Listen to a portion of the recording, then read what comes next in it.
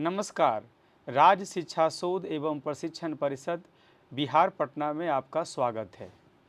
विद्यार्थीगण, आज हम लोग कक्षा 10वीं विज्ञान के पाठ्य पुस्तक अध्याय 12 विद्युत के अंतर्गत प्रतिरोध के बारे में अध्ययन करेंगे। पिछली क्लास में हम लोग प्रतिरोध के बारे में एक क्रियाकलाप किए थे। क्रियाकलाप के माध्यम से हम लोगों ने देखा था कि विभिन्न अवयव के लिए विद्युत धारा का जो मान है, जो पाठ्यांक है, वो अलग अलग होता है। उसके बाद हम लोगों ने जो अलग विभिन्न जो अवयव हैं उसमें से टॉर्च बल्ब, नाइक्रोम का तार और ग्रेफाइट का उपयोग किया था। उससे उस अवयव का उपयोग करने के बाद जो पाठ्यांक है वो अलग अलग क्यों है, इस पर भी हम लोगों ने विस्तार पूर्वक चर्चा किया था। अब हम लोग आज चर्चा करेंगे कि वह कारक जिस पर प्रतिरोध निर्भर करता है। किसी चालक का हम यहाँ पे लिखते हैं, वह कारक जिन पर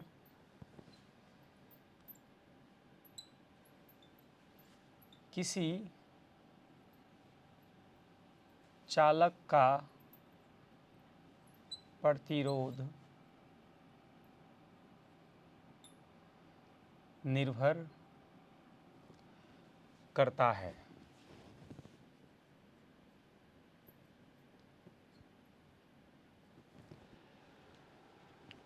प्रतिरोध हम देख रहे थे, उस क्रियाकलाप के माध्यम से हम लोगों ने देखा कि अलग अलग अगर अवयव उपयोग में ला रहे हैं तो अलग अलग प्रतिरोध होने के कारण जो हमारा अमीटर का जो रीडिंग है, जो पाठ्यांक है, उसका मान अलग अलग है। उसके बाद हम लोगों ने देखा कि वो जो सारे अवयव हैं उसके पास एक अपनी एक खास प्रॉपर्टी है, जिसके कारण हमारा जो रेसिस्टेंस है उसका मान जो है कम या ज़्यादा आने के कारण हमारा जो विद्युत धारा का मान वो अलग अलग आ रहा है। अब हम लोग जो हमारा प्रतिरोध है उसके ज्योमेट्री पर बात करेंगे। अभी इस पिछले क्लास में हम लोगों ने देखा था, यहाँ पर हम लोगों ने लिखा था कि जो R है वो प्रोपोर्शनल है L/A का। इस पर हम लोग बात कर चुके हैं और इसका टॉपिक यही है। R जो प्रोपोर्शनल है वो L/A का है, जहाँ पे L है किसी चालक की लंबाई है, जबकि A जो हमारा है उस चालक का क्रॉस सेक्शनल एरिया है। मान लीजिए वायर है तो ये इसका क्रॉस सेक्शनल एरिया A हो गया, ये A हो गया, और इसकी जो लंबाई है उसे हम L से सूचित करेंगे। प्रोपोर्शनल का मतलब है कि लंबाई बढ़ेगी तो रेसिस्टेंस बढ़ेगा, लंबाई घटेगी तो रेसिस्टेंस घटेगा। क्रॉस सेक्शनल एरिया, जिसको अनुप्रस्थ काट का क्षेत्रफल बोलते हैं, ये अगर बढ़ेगा तो रेसिस्टेंस क्या होगा, घटेगा। अगर ये घटेगा तो रेसिस्टेंस क्या होगा, ये भी जो है बढ़ जाएगा। इसको हम बोलते हैं व्युत्क्रमानुपाती, इन्वर्सली प्रोपोर्शनल, यानी कि एक अगर घट रहा है तो दूसरा बढ़ेगा और एक अगर बढ़ रहा है दूसरा घटेगा। और एल में क्या है, अनुक्रमानुपाती है कि अगर एक बढ़ेगा तो ये भी बढ़ेगा, एक घटेगा तो दूसरा भी घटेगा। ये इस पर हम लोग चर्चा कर चुके हैं। अब इसको और अच्छा से समझने के लिए आइए हम लोग एक क्रियाकलाप करते हैं। इस क्रियाकलाप में हम एक सर्किट बनाएंगे और जिसमें कुछ अवयव, कुछ जो परिपथ के जो कुछ अवयव हैं उसको हम ले करके देखेंगे। अलग अलग लंबाई के नाइक्रोम वायर लेंगे और अलग मोटाई के भी नाइक्रोम वायर लेंगे। उसके बाद ग्रेफाइट का भी टुकड़ा, जो कि हम पेंसिल पेन में उपयोग में लाते हैं, उसका भी फिक्स लेंथ लेंगे, लेकिन उसका जो क्रॉस सेक्शनल एरिया होगा वो अलग अलग होगा। तो आइए इसे हम लोग करके देखते हैं। तो आइए हम लोग एक क्रियाकलाप करते हैं और समझते हैं कि प्रतिरोध किन कारकों पर निर्भर करता है। प्रतिरोध मुख्यतः दो कारक पर निर्भर करता है। पहला है कि जो विद्युत परिपथ है उसकी ज्यामिति क्या है। विद्युत परिपथ से तात्पर्य है कि कोई भी अगर मेरे पास तार है तो उसकी क्या ज्यामिति, उसकी ज्योमेट्री क्या है। ज्योमेट्री इन द सेंस कि उसकी लंबाई और उसका अनुप्रस्थ काट का क्षेत्रफल। दूसरा हो गया कि वो किस तरह का मटेरियल है, वो जो तार है वह चांदी का है कि सोना का है या नाइक्रोम का है या टंगस्टन का है या कुचालक का है। तो अभी जो है लंबाई और मोटाई, जो अनुप्रस्थ काट का क्षेत्रफल है, उससे संबंधित हम लोग एक क्रियाकलाप करते हैं। इस क्रियाकलाप को करने के लिए मेरे पास एक मल्टीमीटर है और इसका उपयोग हम लोग अमीटर के रूप में करेंगे। आप देख सकते हैं कि इसका नॉब ये 10 एम्पियर मैक्सिमम में सेट किया गया है। फिर इसके ऑन करते हैं और 10 एम्पियर रेंज में इसे सेलेक्ट कर लेते हैं। 10 एम्पियर इसका रेंज सेलेक्ट हो गया।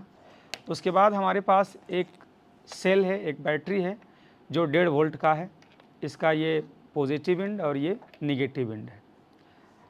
उसके बाद हम क्या करते हैं, इसे दूसरा जो हमारा एक की है, ये हमारा स्विच है, इसे हम ऑन ऑफ करेंगे।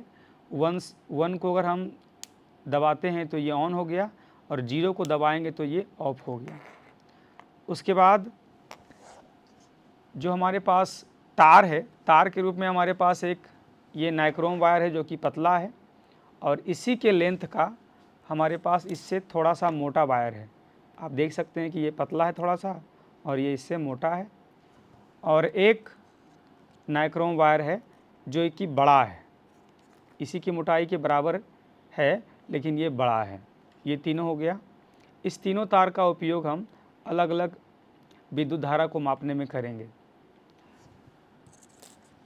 इसके साथ साथ हमारे पास ये पेंसिल का ये टुकड़ा है, आप देख सकते हैं ग्रेफाइट का टुकड़ा है। ये पेंसिल पेन में हम इसका उपयोग करते हैं। ये थोड़ा पतला है, दिखाई दे रहा है, और ये मोटा है, लेकिन दोनों का लेंथ देख सकते हैं कि समान है। अप्रॉक्सीमेटली दोनों का लेंथ समान है। तो इसका भी उपयोग हम लोग करेंगे कि इसका उपयोग करने के बाद विद्युत धारा का पाठ्यांक क्या आता है। तो इसके लिए पहले हम लोग एक विद्युत परिपथ बनाते हैं। सबसे पहले हमारे पास एक पोटेंशियल डिफरेंस क्रिएट करने वाला एक हमारे पास सेल है और इसका पॉजिटिव एंड जो हमारे पास मल्टीमीटर है उसके पॉजिटिव एंड से जोड़ते हैं। यहाँ पे इस तरह से इसे हम कनेक्ट कर देते हैं। कनेक्ट हो गया। उसके बाद हमारे पास जो दूसरा छोर इसका नेगेटिव एंड है उससे हम हमारा जो की है उसे कनेक्ट करते हैं। ये हमारा की हो गया। अभी देखिए ये ऑफ की स्थिति में है। अब ये दोनों छोर के बीच में जो भी हमारा तार है उसे बारी बारी से इसका उपयोग करते हैं और कितना यहाँ पे विद्युत धारा का पाठ्यांक होता है उसका हम लोग अवलोकन करेंगे। तो सबसे पहले हम लोग लेते हैं एक हमारे पास जो नाइक्रोम वायर है जो पतला है, सबसे पतला मेरे पास यही वाला है। इसे कनेक्ट करते हैं, एक छोर से इसे कनेक्ट कर दिए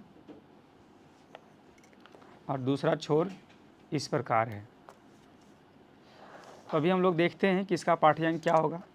की को हम लोग ऑन करते हैं और देखते हैं ये 0.50 फिर 0.50 ओम आता है। ये पतला था, ये देख सकते हैं नाइक्रोम वायर थोड़ा पतला है। इससे मोटा वाला ये है, ये हम देख सकते हैं कि ये पतला वाला है और ये मोटा वाला है। तो मोटा वाला का हम लोग उपयोग करते हैं। और हमारे पास एक एमीटर के रूप में मल्टीमीटर है। अब यहाँ पे स्विच ऑन करते हैं और देखते हैं इसका 0.63 या 64 आ रहा है, 0.63 है। तो अभी हम लोग इस वायर का भी उपयोग किए और इसका भी उपयोग किए तो 0.50 आया और इसका उपयोग किए तो 0.64 आया। इसका मतलब क्या है?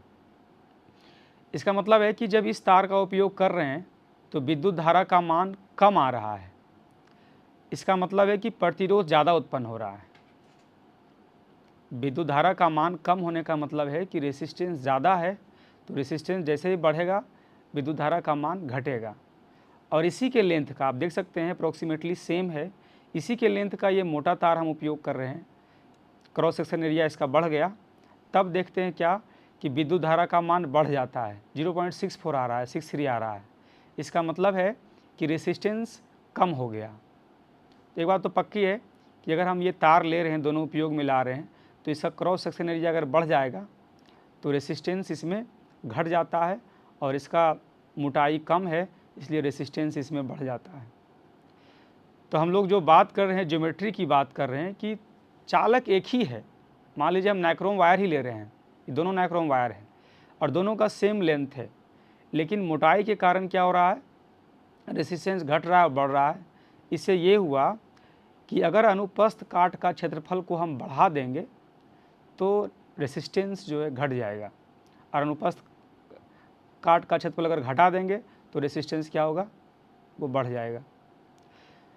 उसके बाद हमारे पास ये वाला वायर है, आप देख सकते हैं, इसका हम ऑब्जर्वेशन करते हैं फिर से। इसका कितना था, 0.50 था, आ रहा था ये विद्युत धारा का मान।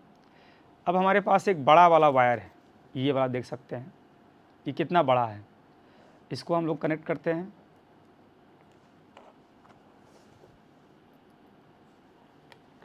और इसे ऑन करते हैं। अब आप देख सकते हैं कि इसका जो वैल्यू है 0.54 के आसपास आ रहा है। तो ये वाला वायर हमारे पास है और ये वाला वायर है, इसका 0.50 आ रहा है, इसका 0.54 आ रहा है। 0.54 का मतलब हुआ कि इसमें जो रेसिस्टेंस है वो इसके हिसाब से कम है। कम रेसिस्टेंस होने के कारण हम देख रहे हैं कि विद्युत धारा का मान ज़्यादा आ रहा है, और इसमें रेसिस्टेंस ज़्यादा होने के कारण इसका जो विद्युत धारा का मान है वो 0.50 आ रहा है। लेकिन यहाँ पर ध्यान देने वाली बात है कि ये मोटा है, ये जो वायर है इसका अनुप्रस्थ काट का क्षेत्रफल ये ज़्यादा है और इसका अनुप्रस्थ काट का क्षेत्रफल कम है। अब इसी के मोटाई का दूसरा जो वायर है इससे तुलना करते हैं। अब देख सकते हैं ये वाला है थोड़ा छोटा है और ये वाला हमारे पास बड़ा है। ये इस दोनों के बीच में तुलना करते हैं तो इधर जो आया था 0.54 आया था, देख सकते हैं 0.54 है इसका, और जब हम इसको कनेक्ट कर दें कितना आया था, देख रहे हैं 50, 60, 70 या 57 है ना, 58, 59, 63। यानी कि ये जो हमारा वायर है और ये वाला है, सेम दोनों का जो मोटाई है वो बराबर है, लेकिन ये ज़्यादा लंबा है। तो ज़्यादा लंबा होने के कारण इसका रेसिस्टेंस ज़्यादा है, इसलिए विद्युत धारा का मान 0.5453 आ रहा था। जबकि इसका जब हम देखते हैं उसी की मोटाई का है लेकिन इसकी लंबाई कम है, तो इसमें रेसिस्टेंस कम हुआ, और कम होने के कारण जो विद्युत धारा का मान है वो 0.57, 0.58, 0.63 आ रहा था। पहले भी हम लोग मेज़र किए तो 0.63 आ रहा था इसका। तो ये बताता है कि अगर वायर लंबा है, सेम मटेरियल का है, उसी नाइक्रोम वायर है दोनों, लेकिन और दोनों मोटा भी समान है, अगर उसकी लंबाई बढ़ती है तो क्या होगा कि रेसिस्टेंस, उस वायर का प्रतिरोध जो है वो बढ़ जाता है। पहले हम लोगों ने क्या देखा कि लंबाई समान है लेकिन एक पतला एक मोटा है, अनुप्रस्थ काट का क्षेत्रफल पर निर्भर कर रहा है। दूसरी स्थिति में क्या देख रहे हैं हम लोग कि मोटाई समान है लेकिन अगर लंबा अधिक होगा तो रेसिस्टेंस क्या होगा, बढ़ जाएगा। रेसिस्टेंस बढ़ेगा तो विद्युत धारा का मान स्वाभाविक है कम जाएगा। इसमें हम लोग देखिए 0.5253 आया, इसका 0.61, 0.58 आ गया। इसके बाद हमारे पास आप देख सकते हैं यहाँ पे पेंसिल पेन का ग्रेफाइट है, दोनों का जो लेंथ है, दोनों का लेंथ बराबर है, और एक मोटा है एक पतला है, आप देख सकते हैं। अब इसमें हम लोग चेक करते हैं, तो पहले मोटा वाला लेते हैं और इसे जोड़ देते हैं।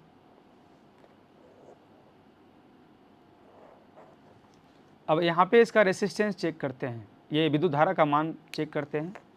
अब देखते हैं इसका आया 0.18 एम्पियर है, वो मोटा वाला जो ग्रेफाइट है उसके लिए। अब इसे यहाँ पे हटा देते हैं।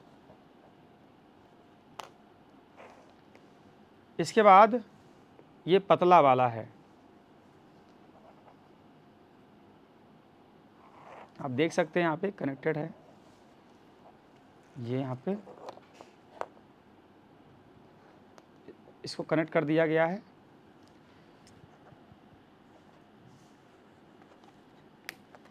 और इसका मान देख रहे हैं 0.01 आ रहा है। ये जो पतला वाला है वो 0.01 आ रहा है, जबकि हम ये मोटा वाला प्रयोग में लाए। तो फिर से देख लेते हैं इसको।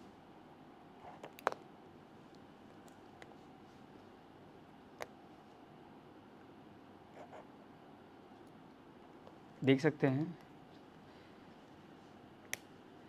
ये 0.17 0.18 था अब लास्ट टाइम, अब ये 0.17 हो गया। ये तो बात पक्की है कि ये जो मोटा वाला ग्रेफाइट है और एक हमारे पास पतला वाला है,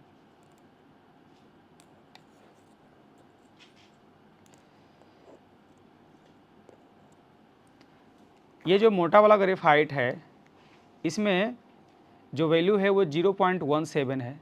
इसका मतलब है कि इसमें रेसिस्टेंस कम होगा, रेसिस्टेंस कम होगा तो विद्युत धारा का मान 0.18 दिखा रहा है। और ये पतला है, ये पतला होने के कारण जो इसमें विद्युत धारा का मान दिखा रहा है 0.01, इसका मतलब है कि इसमें रेसिस्टेंस, इसमें जो प्रतिरोध है वो ज़्यादा है। अब इसके बाद हम लोग रेसिस्टिविटी पर चर्चा करते हैं। तो आइए अब रेसिस्टिविटी के बारे में अध्ययन करते हैं। तो इस क्रियाकलाप में हम लोगों ने देखा, जैसे सबसे पहले हम लोग क्या उपयोग में ला रहे थे, सबसे पहले हमारे पास एक नाइक्रोम का पतला वायर है। ये जो वायर है ये नाइक्रोम का है और ये पतला वायर है। और जब इसे परिपथ में हम लोगों ने उपयोग किया तो एक हमारे पास अमीटर में पाठ्यांक आया, और वो पाठ्यांक जब हम इसके स्थान पर, ये जो नाइक्रोम वायर है इसके स्थान पे हम लोग एक बड़ा सा तार लेते हैं जो थोड़ा सा मोटा है, तो हम देखते हैं कि करीब करीब ये जो दोनों नाइक्रोम वायर है इसका मान बराबर है। ये एक पतला वाला है और ये एक बड़ा वाला है और थोड़ा सा मोटा है। अगर इसी लेंथ का, ये जो नाइक्रोम वायर हम पतला वाला लिए थे क्रियाकलाप में, इसी के स्थान पर ये इतना ही मोटा वायर और इसी के समान लंबाई का लेते हैं, समान लंबाई का लेते हैं। ये हमारा सेटअप था। एक नाइक्रोम का पतला वायर का पाठ्यांक आया था, एक मोटा वायर लेते हैं उसका पाठ्यांक है। तो हम दोनों में देखते हैं कि इसमें जो रेसिस्टेंस है, जो प्रतिरोध है वो ज़्यादा होगा और इसलिए एमीटर का जो पाठ्यांक होगा वो कम आएगा, और इसमें क्या होगा, रेसिस्टेंस कम होगा और इसमें एमीटर का पाठ्यांक ज़्यादा होगा। अब इसमें और ख़ास बात क्या है कि ये जो नाइक्रोम वायर हम लिए हैं इसके दुगने लेंथ का, इससे ज़्यादा लेंथ का है।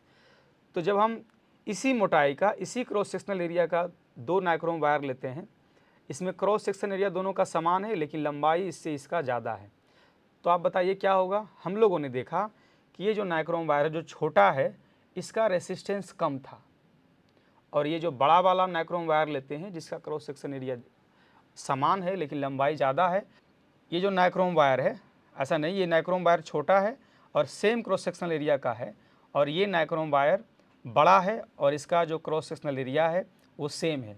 तो इसमें जो एमीटर का पार्ट, ये इसमें जो रेसिस्टेंस का जो वैल्यू आएगा, मान लेते हैं इसका रेसिस्टेंस का वैल्यू R1 है और इसका जो रेसिस्टेंस का वैल्यू है वो R2 है, अब मान लेते हैं। तो इसमें जो रेसिस्टेंस है, इसका जो रेसिस्टेंस है उसका वैल्यू कम आएगा R2 की अपेक्षा। इस पर हम बात कर रहे हैं कि इसका रेसिस्टेंस, जो नाइक्रोम जो छोटा वायर है इसका रेसिस्टेंस कम आएगा और ये दूसरा वाला है इसका रेसिस्टेंस ज़्यादा होगा। तो रेसिस्टेंस ज़्यादा होने के कारण क्या होगा कि जैसे ही R बड़ा होगा तो विद्युत धारा का मान कम होगा। इसमें हम नाइक्रोम वायर पर बात कर रहे हैं, इसका रेसिस्टेंस कम है तो इसमें विद्युत धारा, इसको जोड़ने पर विद्युत धारा का मान ज़्यादा आएगा, और इसकी अपेक्षाकृत अगर हम इससे जोड़ते हैं तो रेसिस्टेंस इसमें बढ़ गया तो इसमें पाठ्यांक, जो विद्युत धारा का पाठ्यांक होगा वो कम होगा। तो इस पर हम लोग जो है क्लियर हो जाएं इसके लिए। उसके बाद हम लोगों ने क्रियाकलाप में क्या किया, ग्रेफाइट का वायर हम लोग एक समान लेंथ का लिए थे, एक थोड़ा सा मोटा वाला था, ये वाला ग्रेफाइट जिसको हम पेंसिल पेन में उपयोग में लाते हैं, ये थोड़ा मोटा है, और एक पतला वायर लिए थे हम लोग समान लंबाई का। लंबाई समान है लेकिन क्रॉस सेक्शनल एरिया जो है वो कम है और इसमें ज़्यादा है। तो इसमें हम लोग क्या देखते हैं, इसमें हम लोग देख रहे हैं कि पतला वाला से जब जैसे ही जोड़ते हैं तो विद्युत जो धारा का पाठ्यांक है वो काफ़ी कम आता है। इसका मतलब है कि इसमें रेसिस्टेंस जो आया, इसका जो रेसिस्टेंस आया छोटा वाला का, इसे R1 ले लेते हैं, इसको R2 ले लेते हैं, तो इसका रेसिस्टेंस ज़्यादा है किससे, R2 से। इसका R1 है, पतला वाला जो पेंसिल पेन का जो टुकड़ा है, ग्रेफाइट का टुकड़ा है, इसमें रेसिस्टेंस ज़्यादा होगा और इसमें कम होगा। रेसिस्टेंस जैसे ही ज़्यादा हुआ विद्युत धारा का मान क्या होगा, कम हो जाएगा। तो इसमें पाठ्यांक हम 0.01 देख रहे थे और इसमें पाठ्यांक उसके अपेक्षाकृत ज़्यादा था। ये जो पूरा एक्सपेरिमेंट है ये बस इस बात पर टिका हुआ है कि जो हम मटेरियल यूज कर रहे हैं उस मटेरियल का ज्योमेट्री कैसा है, उसकी लंबाई और उसकी मोटाई पर हम लोग बात कर रहे हैं।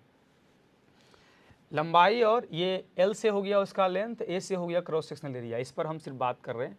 तो हम लोगों ने इस पूरे क्रियाकलाप से ये समझा कि जैसे जैसे लंबाई बढ़ती है विद्युत धारा का मान जो है कम जाएगा। इसका मतलब है कि रेसिस्टेंस का मान जैसे ही बढ़ेगा विद्युत धारा का मान कम हो जाएगा। V इक्वल्स टू हम लोग पढ़ते हैं IR, रेसिस्टेंस बढ़ा I का मान घटेगा। लंबाई अगर बढ़ाते जा रहे हैं तो रेसिस्टेंस बढ़ेगा और I का मान घटेगा। अगर सेम मटेरियल है तब, सेम मटेरियल अगर हम ले रहे हैं समान लंबाई का है, ये दोनों देखिए समान लंबाई का है लेकिन इसका क्रॉस सेक्शनल एरिया ज़्यादा है, तो यहाँ पे रेसिस्टेंस कम होगा, इसमें रेसिस्टेंस क्या होगा, ज़्यादा होगा। तो अगर इस वायर का उपयोग करेंगे तो रेसिस्टेंस इसके अपेक्षाकृत ज़्यादा होगा, अगर इस वायर का उपयोग करेंगे तो इसके रिस्पेक्ट में यहाँ पर रेसिस्टेंस जो होगा वो कम होगा। तो ये हमारा हो गया R is proportional to L/A। अब इसमें इस क्रियाकलाप से हम लोग यहाँ तक पहुँचते हैं कि R is proportional to L/A। अब हम लोग जो प्रतिरोध है उसकी ज्योमेट्री के आगे उसके मटेरियल का जो स्पेसिफिक टर्म है वो है रेसिस्टिविटी। हम लोग यहाँ पर थे R is proportional to L/A और R जब हम बराबर करेंगे तो एक अनुपातिक स्थिरांक यहाँ पर आएगा जो कि रो है, रो L/A, ये इस फॉर्म में है। अब हम लोग देखते हैं कि L/A जो है वो प्रतिरोध का क्या है, ज्योमेट्री, यानी कि उसकी लंबाई या उसका अनुप्रस्थ। ये मान लीजिए कि हमारे पास मार्कर है तो ये इसकी लंबाई होगी और ये इसका अनुप्रस्थ काट का क्षेत्रफल, ये इसका ज्योमेट्री है वायर का। लेकिन ये वायर किस तरह का मटेरियल है, इसके अंदर जो है इसका एटॉमिक स्ट्रक्चर क्या है जो इलेक्ट्रॉन के प्रवाह को रोकता है, उसके लिए एक स्पेसिफिक टर्म हम लोग उपयोग में ला रहे हैं जो है कि रो। इसको अनुपातिक स्थिरांक ये जो हमारा है इसको हम बोलते हैं प्रतिरोधकता और इंग्लिश में इसे रेसिस्टिविटी बोलते हैं। इसका SI यूनिट ओम मीटर है। ये जो रो है, ये रो जो है ये क्या है, मटेरियल स्पेसिफिक है। किसी भी खास मटेरियल के लिए, ये तांबा के लिए, सोना के लिए, चांदी के लिए, निकेल के लिए, क्रोमियम के लिए, सबके लिए अलग है। ये मटेरियल स्पेसिफिक है। जबकि L/A जो है वो है ज्योमेट्रिक स्पेसिफिक कि मटेरियल जो है किस फॉर्म में। अगर मान लीजिए कि यही वायर है और इसका ये क्रॉस सेक्शन एरिया है, वायर मान लीजिए इसका लेते हैं कॉपर वायर। अब इसी को डबल कर दिए, इसकी लंबाई को डबल कर देंगे, तो लंबाई को डबल कर देंगे तो क्रॉस सेक्शन एरिया क्या हो जाएगा, आधा हो जाएगा। यही मटेरियल हमारे पास है, इतना ही मटेरियल है, अब इसकी लंबाई को दुगना करेंगे तो क्या होगा, इसका क्रॉस सेक्शन एरिया घट जाएगा, आधा हो जाएगा। यानी कि इसको मटेरियल से मतलब नहीं, इसकी ज्योमेट्री को हो, उसका लंबाई और उसका क्रॉस सेक्शन एरिया जो है वो इंडिपेंडेंट है। और अगर मटेरियल किस प्रकार का है, उसका क्या वैल्यू है, इसके लिए हमारे पास जो रो है वो इसके लिए रिस्पॉन्सिबल है। और इसके बारे में हम लोग चर्चा करेंगे कि ये क्या भूमिका निभाता है। जब हम R बराबर लिखते हैं रो L/A तो ये किसी खास मटेरियल के लिए इसका एक वैल्यू होगा और उसकी लंबाई होगी, उसका क्रॉस सेक्शनल एरिया होगा, तब जा कर के पूरा कितना उसका रेसिस्टेंस होगा उसका मान को हम लोग ज्ञात कर सकते हैं। अब इसके बाद हम लोग अलग अलग जो मटेरियल है, अलग अलग मटेरियल का रेसिस्टिविटी जो है वो अलग अलग होता है, उसको जो है विस्तार पूर्वक देखते हैं। अब ये हमारा रेसिस्टिविटी का एक चार्ट है वो हम देख रहे हैं। सबसे पहले लिखा हुआ है, इधर सबसे पहला जो कॉलम है उसमें लिखा हुआ है कंडक्टर्स, फिर नीचे है एलॉयज़ और तीसरा है इंसुलेटर्स है। उसके बाद दूसरा कॉलम में है मटेरियल, अलग अलग मटेरियल आप देख सकते हैं, सिल्वर, कॉपर, एल्यूमिनियम, टंगस्टन, निकल, आयरन, क्रोमियम, मरकरी, मैग्नीज, ये पूरा मटेरियल का नाम लिखा हुआ है।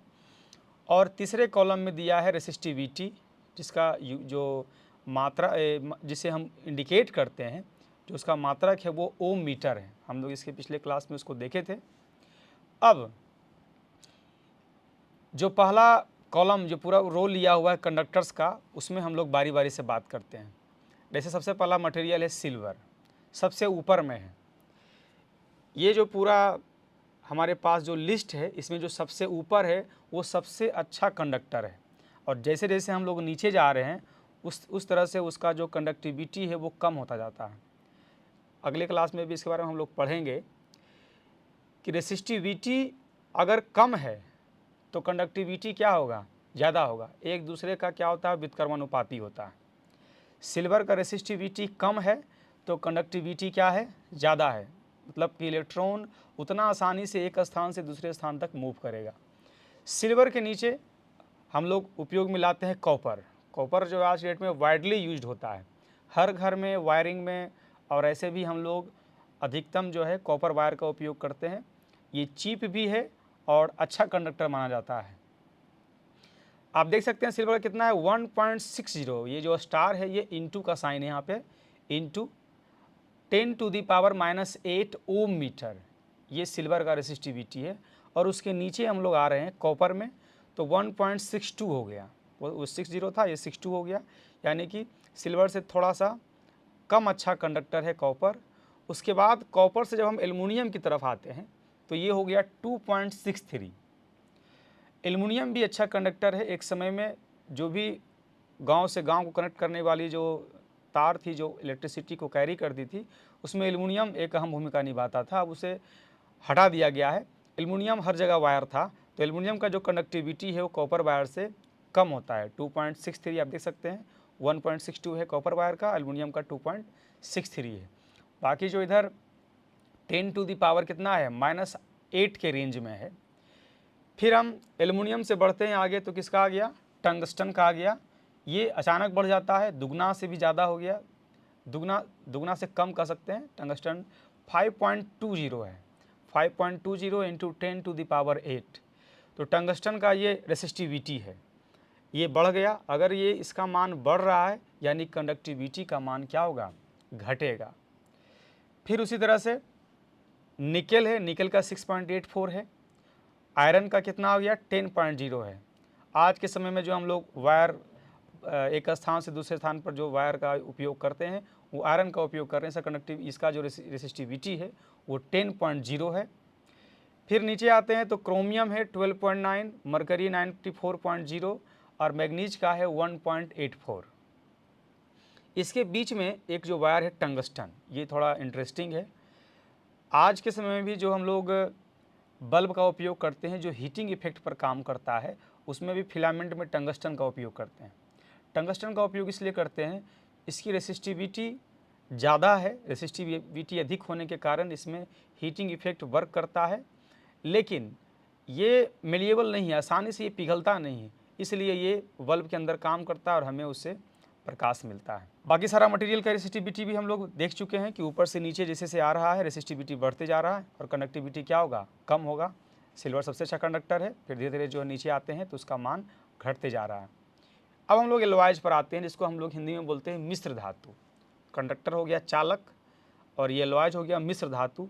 और ये चालक है लेकिन इसको हीन चालक बोल सकते हैं, उतना अच्छा चालक नहीं है। तो पहला है कंटेस्टेंट जो है ये है 49 इंटू 10⁻⁻6। अभी तक वो -8 तक चल रहा था ऊपर, फिर नीचे आया मैग्नीज में -12 हो गया, यहाँ पर आ रहे हैं हम लोग -6 है। तो ये जो है इसकी रेसिस्टिविटी बढ़ जाती है और रेसिस्टिविटी बढ़ जाने के कारण ये क्या होगा, कंडक्टिविटी यहाँ पे कम हो जाएगी। अब ऐसा क्यों होता है, ये कंडक्टर का मान हम देखें अचानक 1.84 था और ये अचानक जो है 49 इंटू 10⁻⁻6 हो गया। तो हम लोग इसमें बात कर रहे थे कि अगर मिश्र धातु बनाते हैं तो जो एक प्योर मटेरियल है उसका जो क्वालिटी, उसका जो इंट्रिंसिक क्वालिटी है वो क्या होता है, उसमें डिफेक्ट आ जाता है, और डिफेक्ट आने के कारण जो इलेक्ट्रॉन का फ्लो है वो क्या होता है, ज़्यादा बाधित होगा, इसलिए इसका रेसिस्टिविटी का मान बढ़ जाता है। फिर उसी तरह से मैग्नीन का है 44 इंटू 10⁻⁻6, फिर है नाइक्रोम का 100 इंटू 10⁻⁻6। ये इतना ज़्यादा है, ये देखिए एलॉय किसका है, निकल, क्रोमियम और मैग्नीज, और ये लोहा का है। ये चार जो हमारे पास देख रहे हैं, चार जो मटेरियल है उसका ये एलॉय है, और चारों मटेरियल के एलॉय होने के कारण इसका रेसिस्टिविटी बढ़ जाता है। और इसीलिए इसका उपयोग हम लोग कहाँ करते हैं, हीटर के कॉइल में हम लोग नाइक्रोम वायर का उपयोग करते हैं। या जो भी ये हीटिंग इफेक्ट वाला मटेरियल है, इसका हम लोग विद्युत इस्त्री हो गया, टोस्टर जो होता है, जो भी जहाँ भी हीटिंग इफेक्ट का काम है उसमें इस मटेरियल को हम लोग डालते हैं और उसका उपयोग हम लोग करते हैं। फिर जो सबसे नीचे है वो है इंसुलेटर्स है। इंसुलेटर में से ग्लास है, तो ये बता रहा है 10⁻10 से लेकर के 10⁻14 तक इसका रेंज है। फिर हार्ड रबर है, फिर एबोनाइट है, डायमंड है, पेपर ड्राई है। अब ग्लास और रबड़ ये सब का हम लोग प्रयोग करते हैं इंसुलेटर्स में, यानी कि अगर हम लोग विद्युत वाले जो है वायरिंग का काम कर रहे हैं, कहीं पे उसे ठीक करने का काम कर रहे हैं, कोई भी काम करते हैं जहाँ पे कि बिजली का झटका लगने की संभावना है, सुरक्षा के लिए हम लोग ये जो है रबड़ का प्रयोग करते हैं। रबड़ का जो है ये दस्ताना हम लोग प्रयोग कर सकते हैं, ग्लव्स प्रयोग में ला सकते हैं, और फिर उसके बाद हम लोग इलेक्ट्रिसिटी के साथ काम करते हैं ताकि उसे झटका नहीं लग सके। तो ये रेसिस्टिविटी की बात है। अब रेसिस्टिविटी में हम देख रहे थे कि अलग अलग जो मटेरियल है उसकी रेसिस्टिविटी अलग अलग होती है और वो एक अहम भूमिका निभाता है रेसिस्टेंस को निकालने में। हमारे पास जो ये फॉर्मूला है, ये जो फॉर्मूला है रो एल वाई ए, इसमें एल वाई ए पर हम लोग पहले क्रियाकलाप कर चुके थे। अभी रेसिस्टिविटी पर हम लोगों ने देखा, एक चार्ट के बारे में देखा कि कैसे कैसे उसका मान जो है अलग अलग मटेरियल के लिए अलग अलग है। मिश्र धातु का जो है ज़्यादा हो जाता है, मटेरियल के लिए थोड़ा सा कम रहता है, फिर जो इंसुलेटर्स है उसका बहुत ज़्यादा है। तो इसके बाद हम लोग अगले क्लास में रेसिस्टिविटी से संबंधित कुछ न्यूमेरिकल्स को सोल्व करेंगे। तब तक के लिए धन्यवाद।